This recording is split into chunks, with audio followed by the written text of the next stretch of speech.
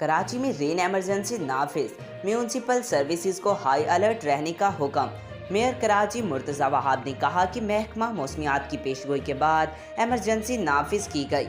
कराची में 25 और 26 अगस्त को मूसलाधार बारिश के अमकानात हैं।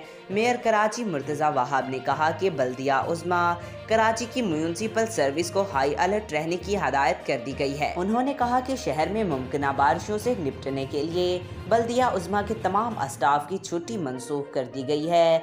महकमा मौसमियात की पेशगोई के बाद इमरजेंसी नाफिज की गई है।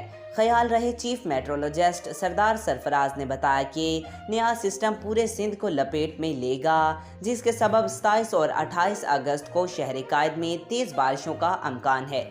शदीद बारिश के बायस कराची में अर्बन फ्लडिंग का भी खदशा है।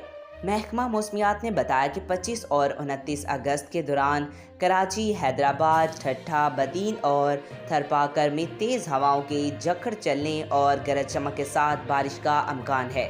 आज तक के लिए इतना ही। मज़ीद ऐसी मालूमाती वीडियो देखने के लिए हमारे चैनल को सब्सक्राइब करें।